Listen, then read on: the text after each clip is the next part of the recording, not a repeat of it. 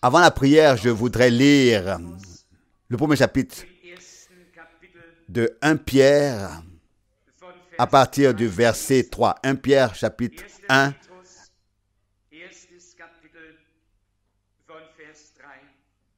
Verset 3. Puis-je demander que nous nous levions pour cela. Loué soit le Dieu et Père de notre Seigneur Jésus-Christ, qui selon sa grande miséricorde nous a fait naître de nouveau à une espérance vivante par la résurrection de Jésus-Christ d'entre les morts, pour un héritage qui ne peut ni se corrompre, ni se souiller, ni se flétrir, lequel vous est réservé au ciel. À vous qui, par la puissance de Dieu, êtes gardés par la foi pour le salut prêt à être révélé dans les derniers temps. Prions. Père céleste, nous te remercions de tout cœur de nous permettre d'être rassemblés ici dans la ville de Zurich cet après-midi, de plusieurs langues et pays, pour t'offrir l'adoration et la louange. Nous te prions, Dieu fidèle, de nous bénir d'une manière toute particulière. Manifeste que tu reviens vers ton peuple. Révèle, montre que tu reviens vers ton peuple, parmi ton peuple. Non seulement ta parole, mais aussi ton esprit et ton action puissante au milieu de nous. Sauve ceux qui sont perdus. Guéris ceux qui sont malades. Guéris ceux qui sont brisés. Prends soin de ceux qui sont fatigués et chargés. Parle-nous de telle manière que nous puissions te comprendre. Rends-nous silencieux tout à fait, calme devant ta face, car c'est dans la tranquillité que réside votre force. Seigneur bien-aimé, tu connais particulièrement toutes les requêtes pour les malades et les souffrants. Combien de fois notre foi est-elle mise à rude épreuve, Seigneur? Fais-nous connaître ta volonté en toutes choses. Comme cela a été demandé, sois avec nous. Guide-nous à travers cette réunion par ton Saint-Esprit. Donne la grâce pour parler et la grâce pour écouter. Et encore plus, accorde la grâce d'obéir en mettant en pratique ce que tu nous as ordonné. Car ce n'est que si nous mettons la parole de Dieu en pratique, si nous sommes des exécutants de la parole, que ta bénédiction pourra reposer sur nous. Nous plaçons consciemment cette réunion sous le sang de l'agneau et sous la direction du Saint-Esprit. Et te prions, Seigneur fidèle, d'être au milieu de nous selon ta promesse. Nous te rendons grâce de tout cœur au saint nom de Jésus. Amen. Amen. Vous pouvez vous asseoir. Notre chère sœur a déjà quitté le piano. Ensuite, nous allons immédiatement entrer dans l'observation de la parole. Mais avant cela, nous avons encore des bénédictions d'enfants. Et on m'a demandé directement et consciemment si les bénédictions d'enfants sont bibliques. Et là, je veux, pour que, puisque tout le monde le sait, donc connaissent les différents versets, mais je voudrais lire dans l'évangile de Matthieu, le chapitre 19, à partir du verset 13 jusqu'au verset 15. Matthieu 19, verset 13. On lui amena alors des petits-enfants afin qu'il leur impose les mains et prie pour eux. Mais les disciples les repoussèrent d'une manière brutale. Mais Jésus dit, laissez les enfants. Ici, en fait, il devait être écrit, laissez les enfants venir à moi et ne les empêchez pas de venir. Donc, laissez les enfants et ne les empêchez pas de venir à moi, car c'est à leur semblable qu'est destiné le royaume des cieux. Puis il leur imposa les mains et partit de là. Pour expliquer cela très brièvement, tout ce que le Seigneur Jésus a fait et qui faisait partie de la prédication de son ministère et de la proclamation de l'Évangile est poursuivi maintenant par l'Église. Il prêchait l'Évangile, nous prêchons l'Évangile.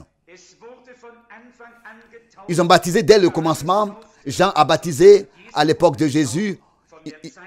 Ils ont baptisé depuis l'époque des apôtres. Ils ont continué à baptiser. Nous pouvons comprendre toutes ces choses. Ce qui était biblique est encore biblique aujourd'hui. Et nous pouvons donc affirmer en toute bonne conscience que la bénédiction des enfants est biblique. Aujourd'hui encore, les parents peuvent amener consciemment leurs enfants au Seigneur pour qu'ils soient consacrés à Dieu et que nous prions pour eux et les bénissions avec l'imposition des mains au nom du Seigneur. Nous sommes convaincus que le verset 8 d'Hébreux 13 est encore vrai aujourd'hui. Jésus-Christ est le même, hier, aujourd'hui et éternellement. En lien avec cela, et j'espère que personne ne le prendra comme une remarque d'incrédulité, je voudrais tout de même dire ceci pour clarifier les choses. Il y a, par exemple, des maladies qui, par leur guérison, servent à glorifier Dieu, et il y a des maladies qui conduisent à la mort. C'est un ordre divin auquel nous devons nous plier, que nous le voulions ou non, que cela nous convienne ou non. Jusqu'à présent, tous les hommes, même les plus saints, les plus justes, les plus fidèles, ont quitté ce monde. Et nous pensons même à Jacob, l'homme de Dieu qui a perdu la vue. Et on pourrait se demander, mais comment Dieu a-t-il pu permettre que l'homme dont sont issus les 12 tribus d'Israël subissent un tel sort? Cet homme dont sont issus les 12 tribus d'Israël subissent un tel sort. Pardon. Je voudrais le dire uniquement pour que personne ne doute ni de la justice et de la sainteté absolue de Dieu, ni de sa, ne doute de sa propre foi, ni de sa, ne soit ébranlé dans sa propre foi. Je voudrais juste citer très brièvement 3 passages bibliques pour que vous sachiez qu'il est effectivement possible, lorsqu'on atteint un certain âge, que la mort cherche une cause et que la maladie soit alors le meilleur moyen de l'aider. Matthieu 25,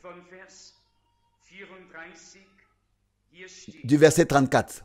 Ici, il est écrit, « Alors le roi dira à ceux qui seront à sa droite, « Venez, vous qui avez été bénis par mon Père, recevez en héritage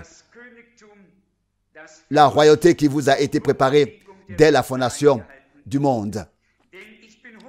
Car j'ai eu faim et vous m'avez donné à manger. J'ai eu soif et vous m'avez donné à boire. J'étais étranger et vous m'avez recueilli.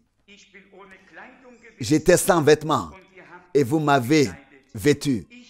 J'étais malade et vous m'avez visité, etc. Jusqu'ici, il s'agit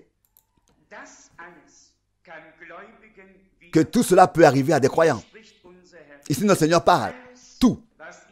Ce que vous avez fait au plus petit de ceux qui croient en moi, c'est à moi que vous l'avez fait. Tout étonné, ces gens ont demandé par surprise. Je lis le verset 39 maintenant. Quand t'avons-nous vu malade ou en prison, etc., etc. Vu. Ils sont venus à toi. Ensuite, tu as la réponse que je viens justement de lire, que je viens de citer. Ne vous inquiétez pas. La mort n'est pas encore abolie. Elle ne sera engloutie que dans la victoire. Elle ne sera engloutie dans la victoire que lorsque l'achèvement viendra. Ne vous laissez pas ébranler dans votre foi. Dans l'évangile de Jean, au chapitre 9, je lis du verset 1 jusqu'au verset 3. Peut-être que je le dis et je lis spécialement ces versets à cause de nous qui vieillissons et le ressentons plus que les jeunes. Jean, chapitre 9, versets 1 à 3. En passant, il vit alors un homme aveugle de naissance. Alors, ses disciples lui demandèrent, « Rabbi, qui a péché, cet homme ou ses parents, pour qu'il soit né aveugle ?» Jésus répondit, ce n'est pas que lui ou ses parents aient péché, mais c'est afin que les œuvres de Dieu soient manifestées en lui. C'est aussi un point. Nous l'avons très vite dans notre bouche et nous le prononçons, un soupçon quand vient la maladie, qu'il y a un quelconque péché ou une transgression dans la vie de cette personne. Ce n'est pas forcément le cas, mais cela peut être le cas et cela ressort clairement de Jacques 5 lorsque les anciens sont appelés et qu'il est dit, s'il a commis un péché, il lui sera pardonné. Ensuite, il est dit, confessez vos péchés les uns les autres. Je lis cela dans Jacques, le chapitre 5, le chapitre 5, à partir du verset 14. Si quelqu'un parmi vous est malade, qu'il fasse venir auprès de lui les anciens de l'Église, qui prieront sur lui après l'avoir oint d'huile au nom du Seigneur. Alors, la prière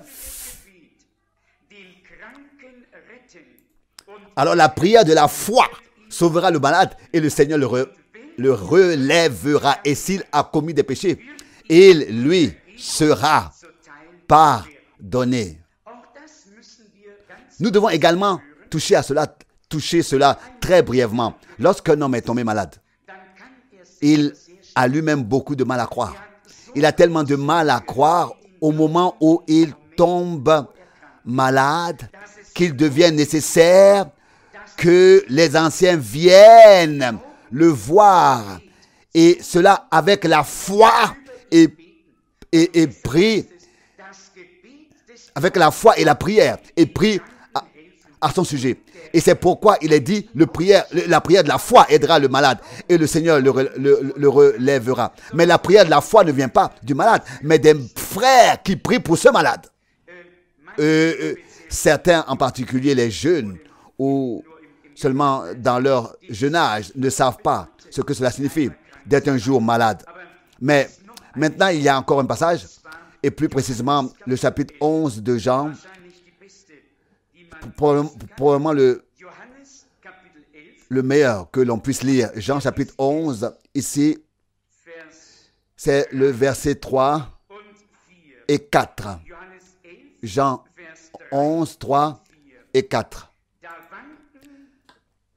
Les sœurs envoyèrent donc dire à Jésus, « Seigneur, voici que celui que tu aimes est malade. » En entendant cela, Jésus dit, cette maladie ne conduit pas à la mort, mais elle sert à glorifier Dieu, car c'est par elle que le Fils de l'homme doit être glorifié.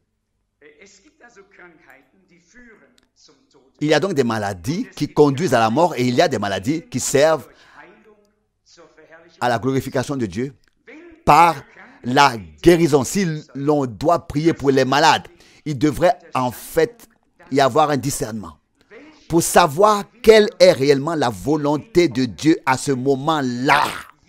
En tant que frères, nous partons toujours du principe que la volonté de Dieu est que le frère ou la sœur soit guéri conformément à la parole de l'Écriture.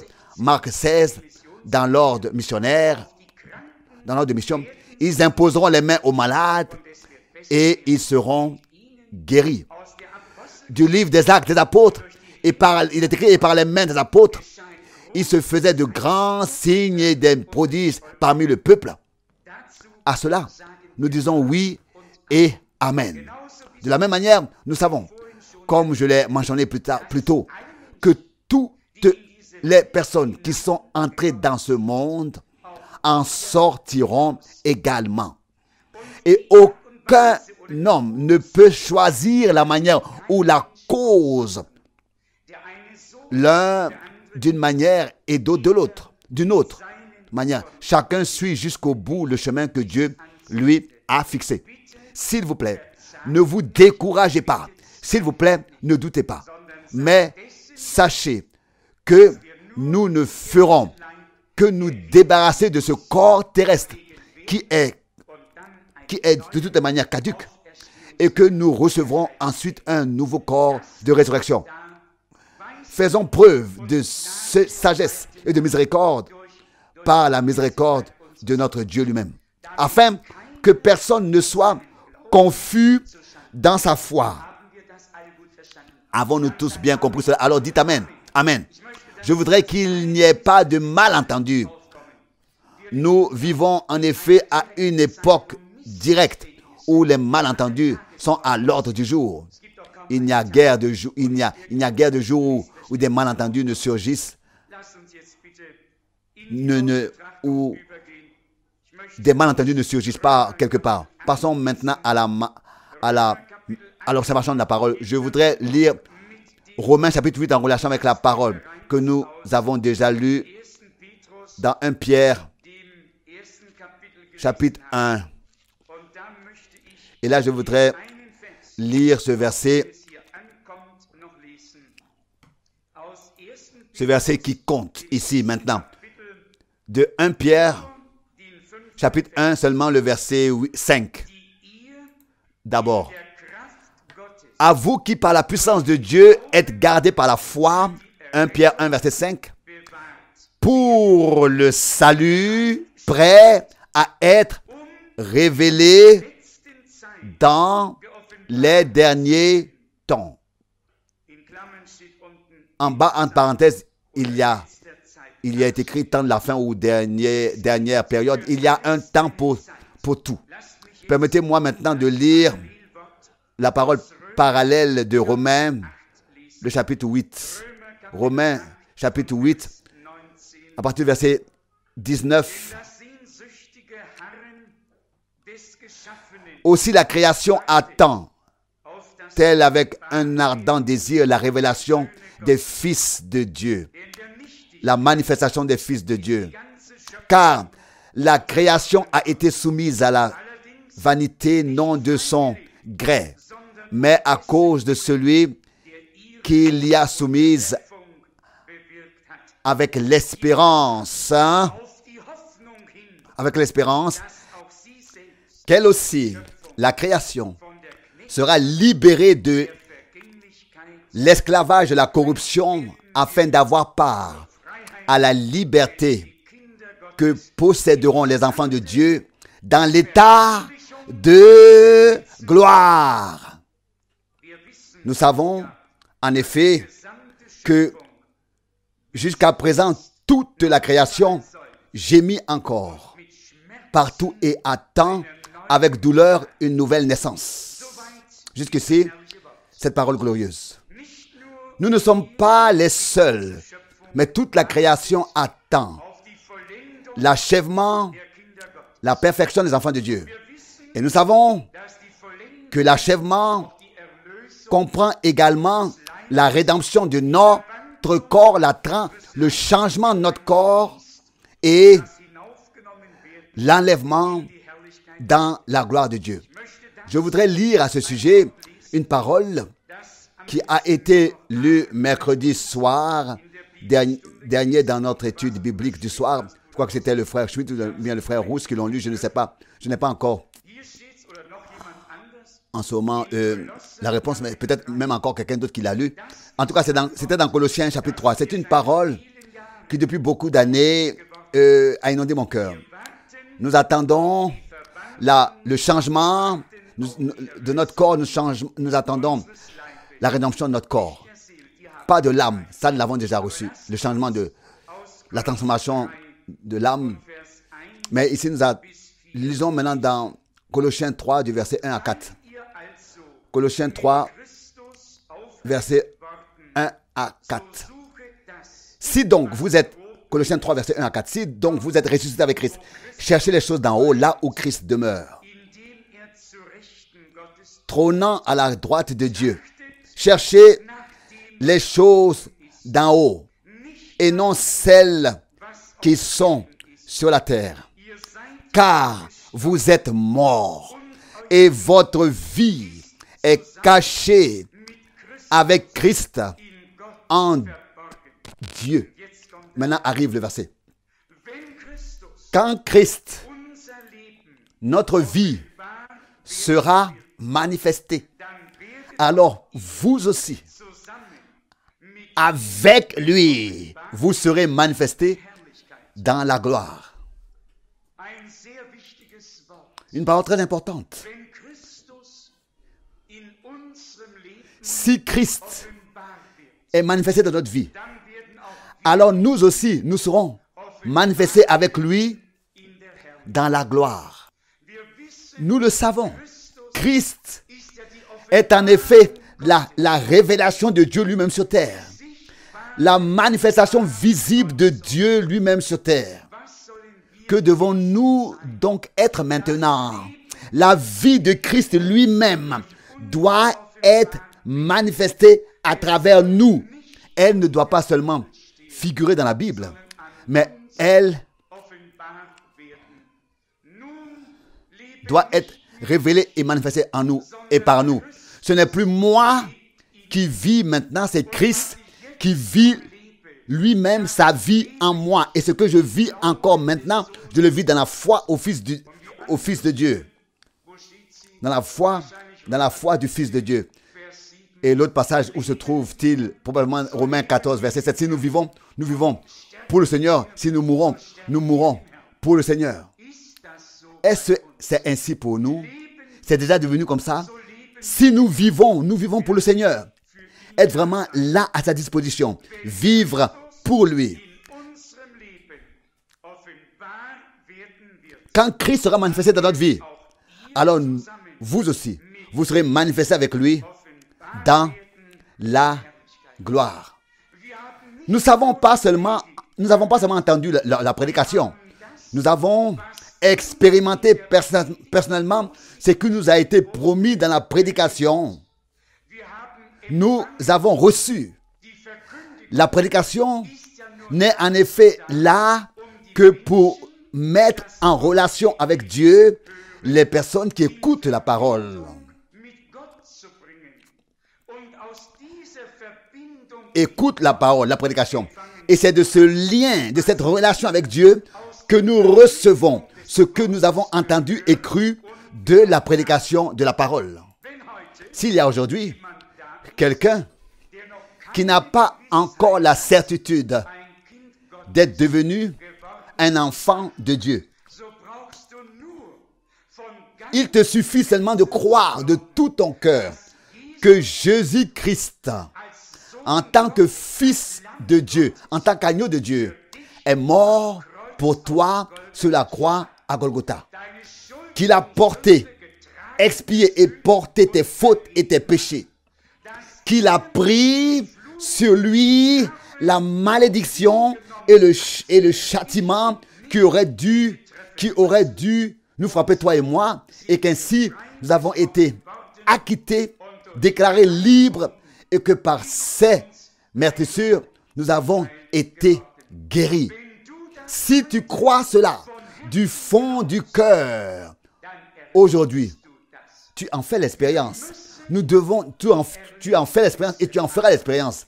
Mais tu dois d'abord croire. Nous devons avoir des expériences, pas seulement la perspective de certaines expériences avec Dieu par la prédication, mais nous devons expérimenter réellement ce que Dieu a préparé pour nous et promis dans sa parole.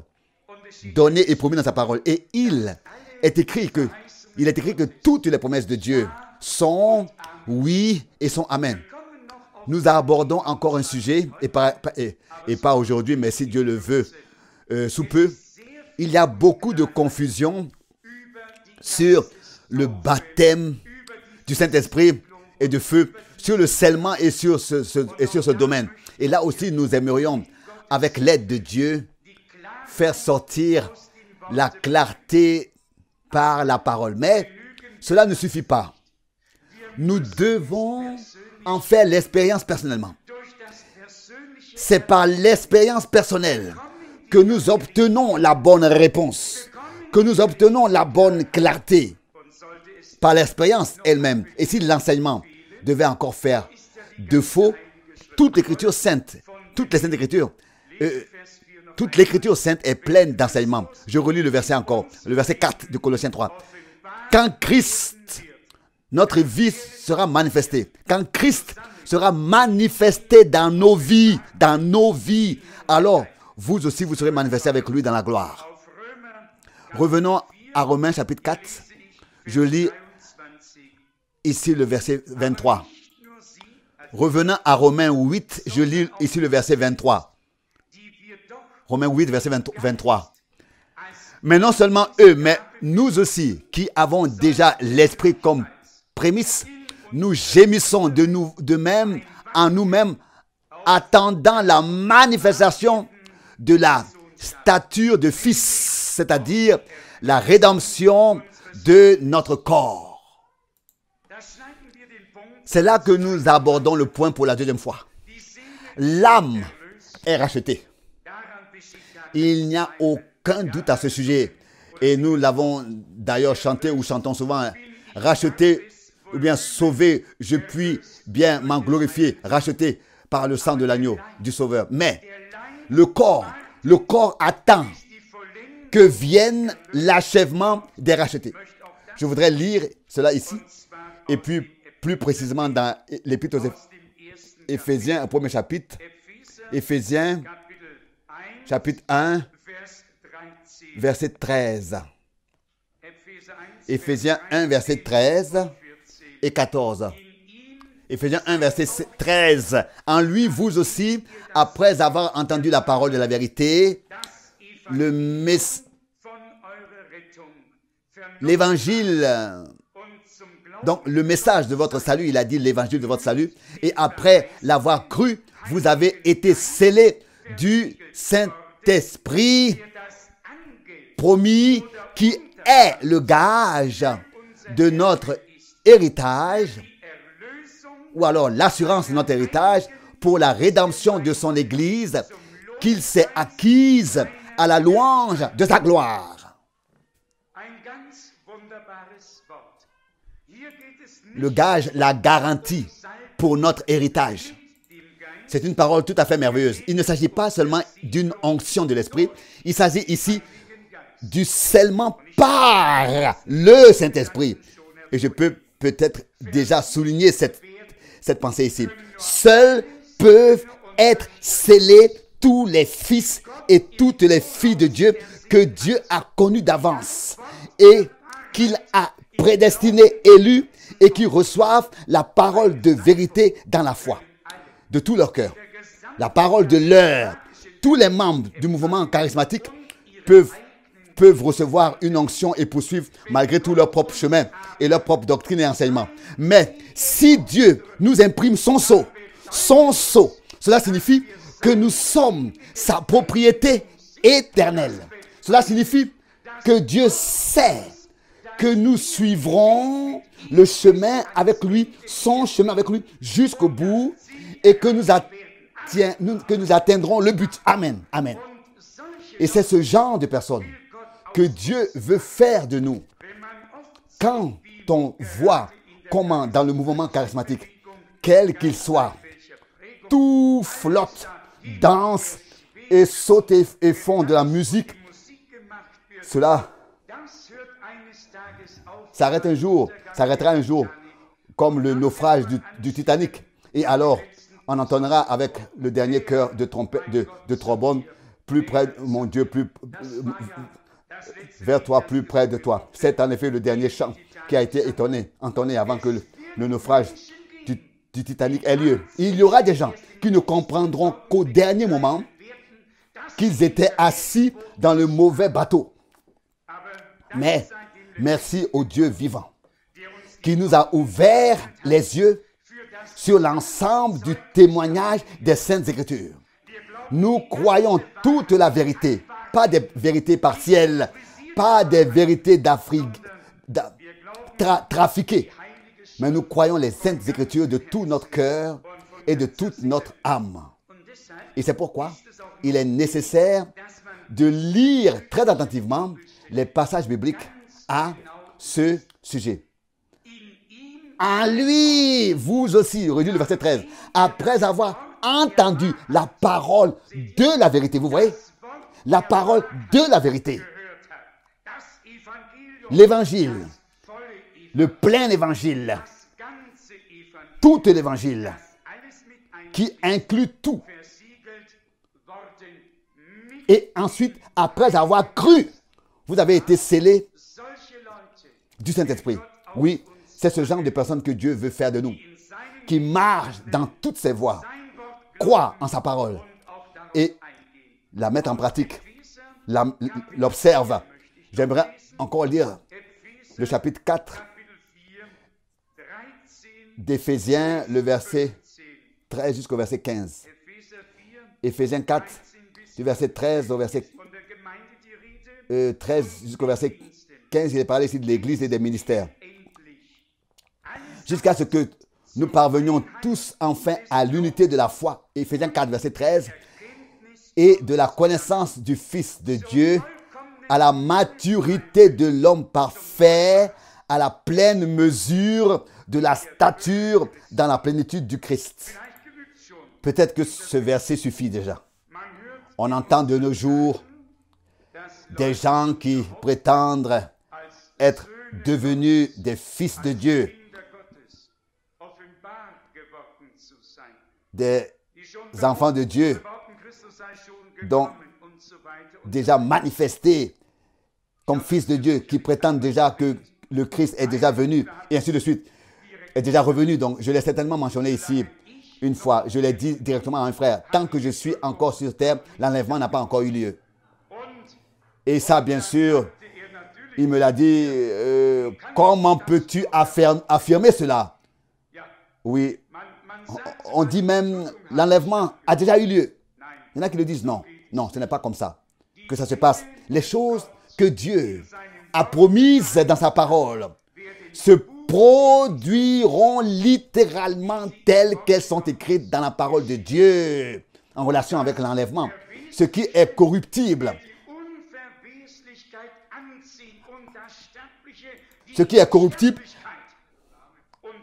revêtra l'incorruptibilité, et ce qui est mortel revêtra l'immortalité. Et puis un mortel et un corruptible se tient devant moi et dit nous sommes enlevés. Pas avec moi. Là, les gens doivent en choisir d'autres pour raconter leurs histoires. J'ai failli donner une comparaison inutile. Permettez-moi de dire encore une fois combien nous devrions être reconnaissants que Dieu nous ait préservés sobres et clairs dans sa parole et aussi dans la clarté de l'esprit. Si ce n'est pas le cas, la clarté des pensées et des sens, Si ce n'est pas le cas, où devrions-nous finir? Non. La Bible dit, soyez sobres en toutes choses. Et d'autant plus que ce jour approche. Je suis également reconnaissant à Dieu de tout mon cœur pour cette sobriété. Tout dans le temps, au temps convenable et en ordre et dans l'ordre, jusqu'à ce que nous parvenions tous à l'unité de la foi et de la connaissance du Fils de Dieu, à la parfaite maturité, à la pleine mesure de la croissance dans la plénitude de Christ. Je voudrais commencer par aller au chapitre 14 de 1 Corinthiens et vous montrer comment est-ce que Paul, en tant qu'homme de Dieu, qui disposait probablement de presque tous les dons de l'Esprit, et comment il s'exprime malgré tout si merveilleusement pour apporter ce qui sert à l'édification de l'Église. 1 Corinthiens, chapitre 14, verset 6. 1 Corinthiens, chapitre 14, verset 6. Ainsi, frères, si je venais à vous en parlant en langue, à quoi servirais-je si je ne vous adressais pas des paroles de révélation ou de connaissance, des paroles prophétiques ou un enseignement? Un homme de Dieu ne vient pas dans une réunion pour se présenter ou pour montrer ce qu'il peut ou ne peut pas faire et ce qu'il a ou n'a pas. Un homme de Dieu vient avec un respect divin, une crainte divine dans un seul but.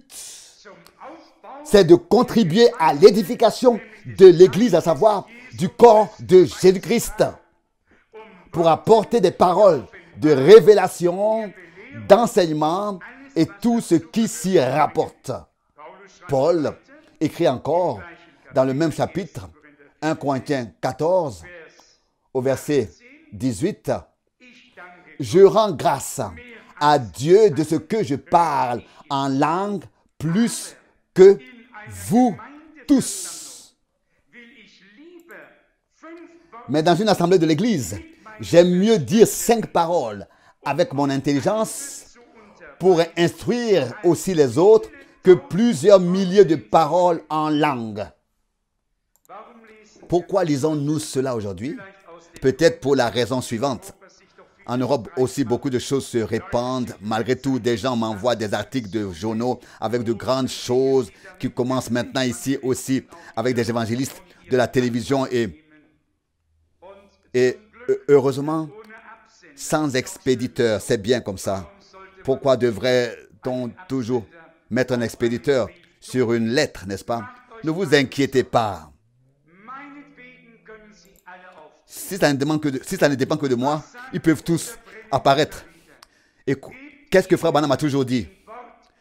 Donnez-leur le test de la parole. Mettez-les à l'épreuve de la parole. Mettez-les à l'épreuve de la parole. Et si ça ne correspond pas à la parole, alors ça ne correspond pas. Alors ça veut dire que ce n'est pas vrai. Alors la musique peut être juste, mais si la prédication n'est pas juste, alors quelque chose ne va pas. Dieu est le Dieu de sa parole. Et son peuple reçoit sa parole avec reconnaissance. Je voudrais maintenant revenir à 1 Pierre, et plus précisément au verset 12 maintenant. 1 Pierre chapitre 1, ici le verset 12. Peut-être que nous devrions lire à partir du verset 11, aussi le verset 10 encore, car il s'agit de la parole. C'est au sujet de ce salut que les prophètes ont réfléchi et fait des recherches. Eux qui ont prophétisé au sujet de la grâce qui vous a été accordée, cherchant à découvrir quel était le temps que l'Esprit du Christ agissant en eux indiquait lorsqu'il leur attestait d'avance les souffrances destinées au Christ et ses gloires qui suivraient. Il leur fut révélé, verset 12, que par leur ministère, il leur fut révélé que par leur ministère, ils devaient transmettre, non pas à eux-mêmes, mais à vous, les choses même qui vous sont maintenant annoncées par les hommes qui vous ont prêché le message du salut par la puissance du Saint-Esprit envoyé du ciel. Des choses dans lesquelles même les anges aimeraient regarder. Quelle parole merveilleuse! Les prophètes ont reçu à l'avance la révélation par l'Esprit de ce qui devait être par Christ, de ce qui devait arriver par Christ, avec lui et par lui. Ils l'ont reçu révélé par l'Esprit. Tout ce qui devait arriver par Christ et avec Christ. Et puis, cette magnifique affirmation, ils ne se servaient pas eux-mêmes, mais Dieu les utilisait pour que nous soyons servis, pour que nous soyons aidés, pour que nous soyons divinement informés de ce que Dieu a prévu pour nous de toute éternité dans son plan de salut. Je ne sais pas comment les choses vont pour vous, mais pour moi, les contextes de l'ensemble du conseil du salut de Dieu deviennent de plus en plus clairs, de plus en plus précieux. On les voit de plus en plus clairement à la lumière de la parole révélée. Et si quelqu'un dit, comme nous l'entendons assez souvent, nous avons les Saintes Écritures, nous avons Jésus, nous n'avons pas besoin d'un prophète. Imaginez, vous, si on avait dit cela à l'époque d'Ésaïe, ou de Jérémie, ou de Moïse, ou à l'époque de Jean-Baptiste, ou à l'époque de Paul, et ainsi de suite. Je dis exactement comme une phrase complémentaire. Donc, une phrase à ajouter. Si nous avons vraiment Jésus-Christ et que nous possédons vraiment les Saintes Écritures, alors nous accepterons à bras ouverts et accueillerons à bras ouverts ce que Dieu a promis et dans sa parole, et nous en remercierons Dieu pour cela. Mais celui qui n'a que la lettre et qui fait un peu de commerce religieux, et comme nous l'avons tous appris récemment, c'est dans le christianisme qu'on peut le mieux le faire, n'est-ce pas, le commerce religieux. Alors que de retour de la Roumanie, je lisais dans le Herald Tribune, c'est que le plus grand évangéliste de la télévision allait cesser de prêcher car il faisait que s'occuper de la politique. Il n'aurait même pas dû commencer. Il n'a même pas besoin d'avoir commencé à prêcher. Ça aurait été mieux. Parce que quand on a une vocation divine, alors on a une vocation divine, un appel divin, un mandat divin. Alors, on veut plutôt mourir que de s'en détacher. Enfin bref, j'aimerais lire ici une autre parole tirée de la lettre aux Éphésiens, où Paul en parle encore très clairement. Le verset 4 du chapitre 3 des Éphésiens. Éphésiens 3, verset 4. Éphésiens 3, verset 4. Par là, si vous le lisez, vous pouvez reconnaître mon intime familiarité avec le mystère du Christ, ce qui, dans les siècles passés, n'a pas été fait connaître aux enfants des hommes, comme il a été révélé maintenant à ses saints apôtres et prophètes. Ici aussi, dans le Nouveau Testament, des apôtres et des prophètes sont mentionnés, auxquels le mystère de Dieu a été révélé. La familiarité avec ce mystère de Dieu n'est peut-être pas l'affaire d'un évangéliste, mais elle appartient au domaine des apôtres et des prophètes qui ont de l'intuition, qui ont une vue d'ensemble dans tout le conseil du salut de notre Dieu.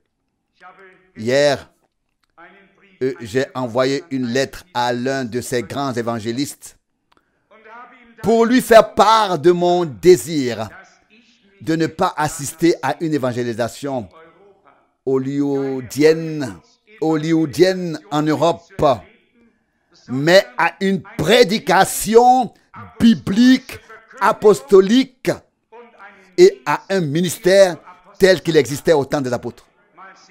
Nous verrons bien quelle sera la réponse. On peut être un peu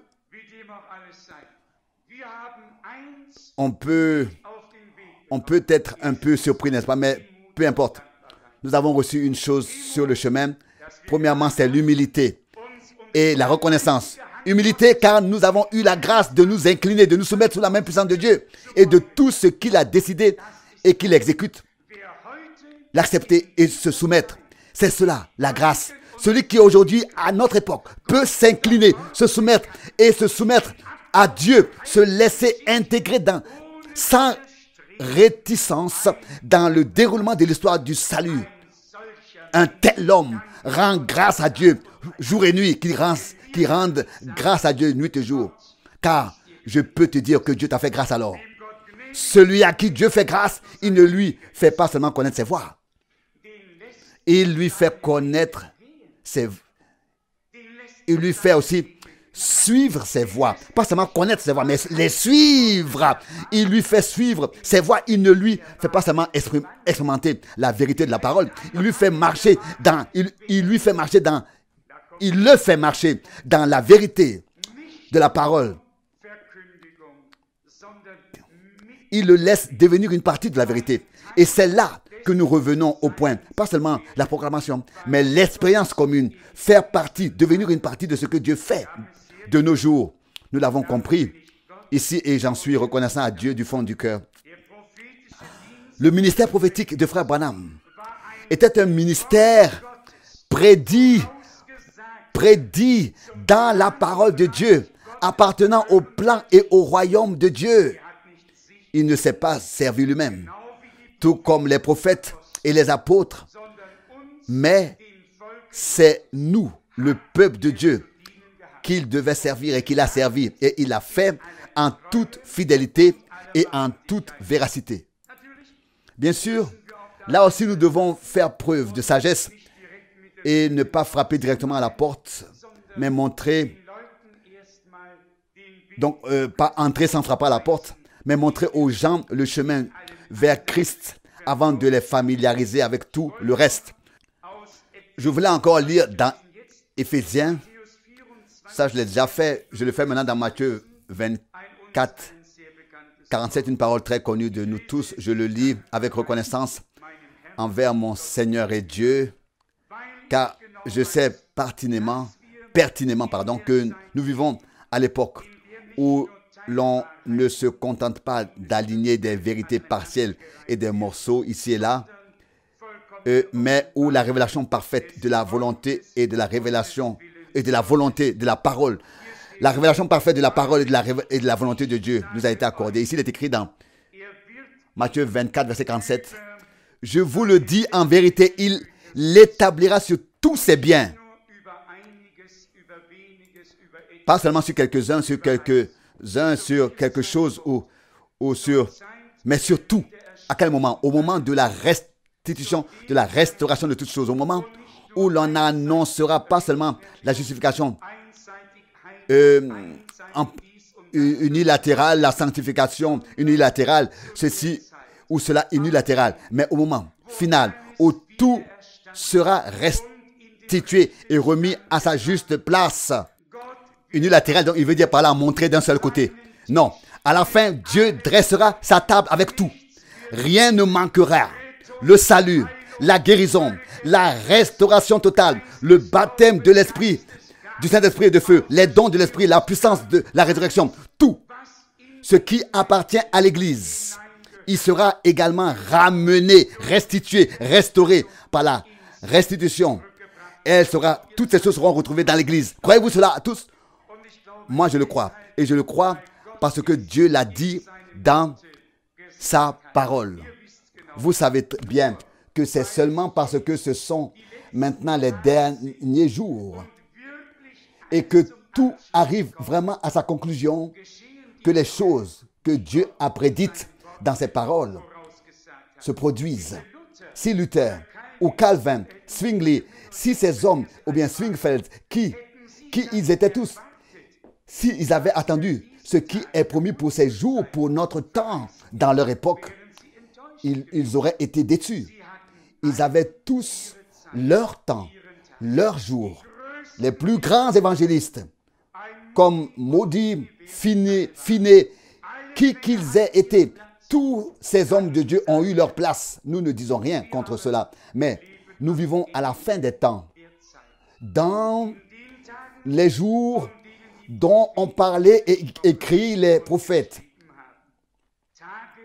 des jours dont beaucoup aimeraient être les témoins, aimeraient pouvoir vivre. Et imaginez aujourd'hui à quel point les voyages étaient difficiles il y a 2000 ans, ou pour ma part, ou bien il y a encore 200 ou 300 ans.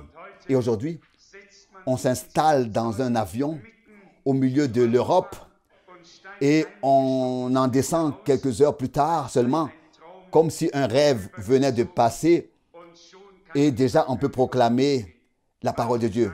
Certains ont même demandé comment donc s'accomplira ce qui est écrit dans Matthieu 24, verset 14, à savoir que cet évangile doit être annoncé à toutes les nations et à toutes les langues en vue de leur... Donc, comme un témoignage. Ne vous inquiétez pas. Remercions Dieu pour les avions, remercions Dieu pour les satellites, remercions Dieu pour toutes les possibilités merveilleuses que nous avons maintenant. Pour autant que l'heure de Dieu sonne pour cela, et je vous le dis, dès aujourd'hui, elle sonne. Elle sonne. L'heure de Dieu sonne. S'il est écrit dans ma Bible et dans la tienne que la parole sera annoncée à tous les peuples, à toutes les langues et à toutes les nations, alors cela doit se faire comme c'est écrit. Car les Écritures ne peuvent pas être brisées et annulées. Et Dieu pourvoit à tout. Et ce qui est beau, c'est que vous pouvez vraiment vous détendre. Vous n'avez pas à vous soucier de la partie financière. Dieu s'en chargera. C'est une chose dont je pourrais me réjouir et exulter quand je vois à quel point Dieu pourvoit merveilleusement à tout. Pas de mendicité, pas d'indication cachée ou ouverte, simplement une confiance silencieuse en Dieu. C'est son affaire, son œuvre à laquelle nous nous tenons, dans laquelle nous nous tenons, lui en nous, nous en lui. Parole divinement révélée pour ce temps. Et je vous le dis dès maintenant. J'ai assisté plusieurs fois, pas seulement une fois, plusieurs fois, dans les années qui sont derrière nous, plus de 20 ans et plus en arrière, à la façon dont l'évangéliste est resté derrière le rideau jusqu'à ce que la musique et tout cela ait suivi son cours. Et puis soudain, l'annonce est arrivée, tout à fait passionnante. Et maintenant, c'est mon privilège de vous présenter l'homme de Dieu de cette heure. Et voici le rideau s'est ouvert et l'homme de l'heure est arrivé. Mais l'homme de l'heure n'avait pas la parole de l'heure. N'avait aucune idée de ce que Dieu fait à l'heure actuelle. Et puis encore et encore, le rideau précédemment fermé et soudain ouvert. Et alors mon cœur exulte et se réjouit lorsque nous disons en toute simplicité, sans publicité, sans grande annonce, maintenant l'homme de l'heure entre en scène. Maintenant se présente un homme pathétique, simple, qui n'est pas digne d'apporter la parole de Dieu. Mais il se présente avec la parole de l'heure, avec les promesses de l'heure, avec le message de l'heure. Et c'est cela qui compte. Pas la publicité, pas l'évangélisation hollywoodienne, mais la véritable proclamation de la parole de Dieu. Je ne sais pas pourquoi, mais notre bien-aimé frère est assis ici et il m'a envoyé la signification de mon nom. Il y a quelques jours, quelqu'un d'Autriche me l'avait déjà envoyé il y a quelques semaines. Je n'ai jamais voulu que l'on m'appelle par mon prénom. Laisse tomber, frère Harald. Mais comme je l'ai dit, et depuis que je sais ce que ce nom signifie, je ne suis plus si réticent. Il vient en effet de la composition de l'Éternel et de Walten. Dispenser, éternel et dispensé, et à la signification d'administrer. Administrer le droit, administrer le droit éternel. Walten. Et ce n'est pas si mal. Donc, que Dieu administre, que Dieu donne, que nous, je le reproduirai peut-être encore une fois.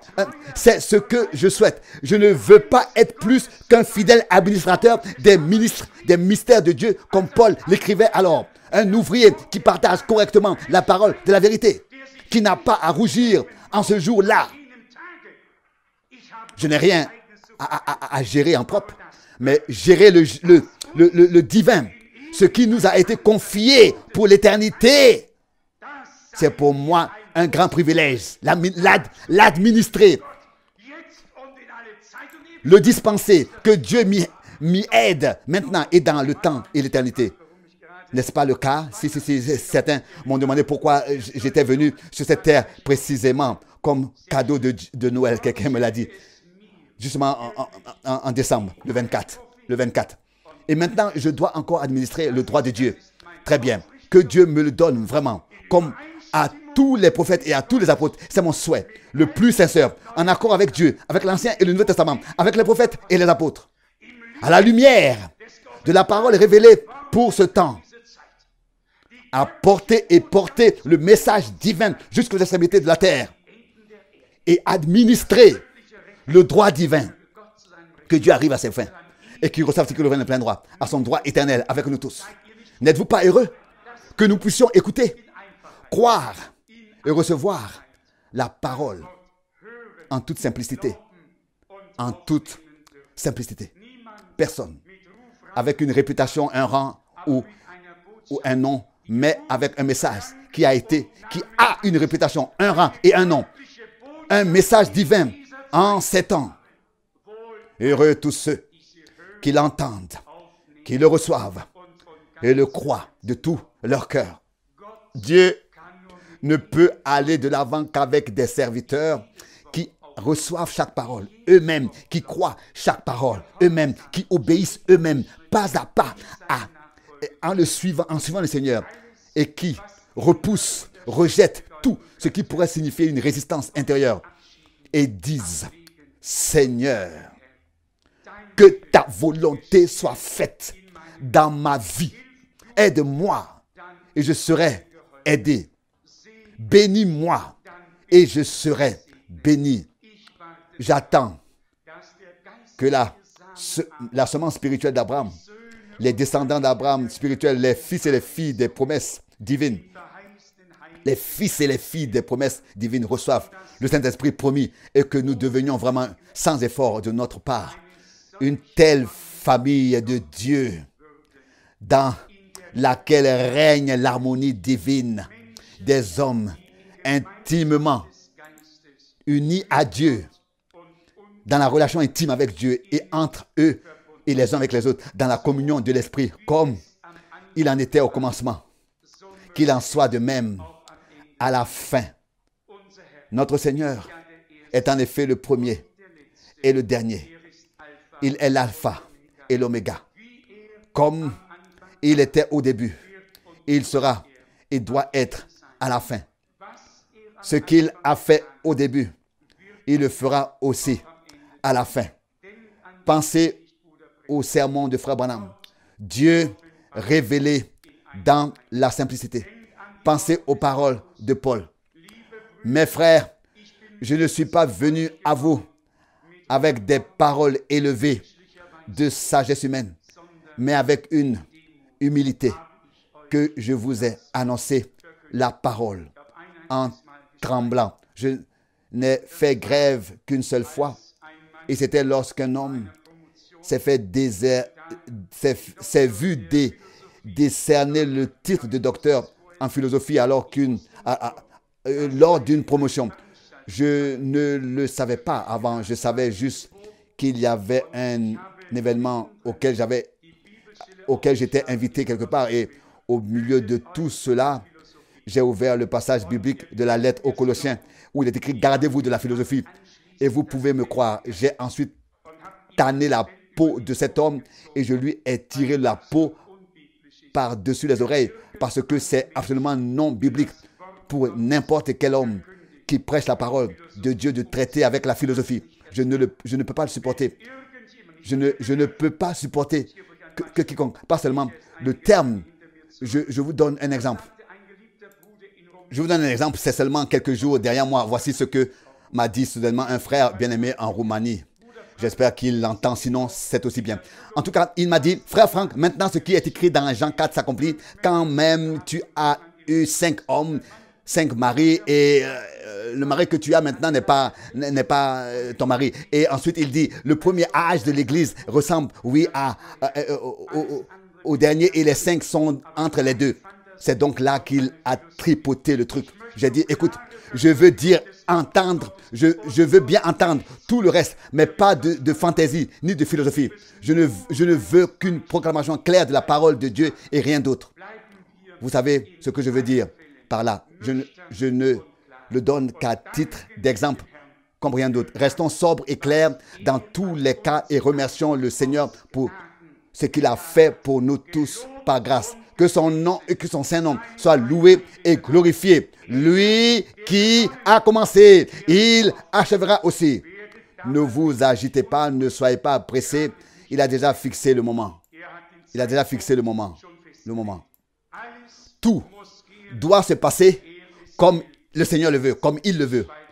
Que le cœur se taise en silence.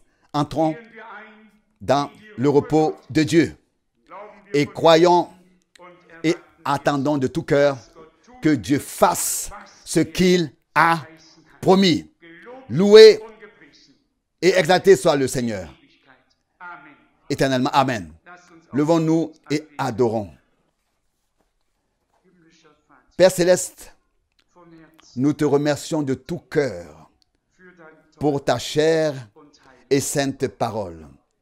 Seigneur, que pouvons-nous t'apporter comme remerciement? Avec quoi pouvons-nous faire, ne serait-ce qu'une petite partie pour t'exprimer notre estime et notre reconnaissance? Voici notre vie, notre temps. Nous sommes ici.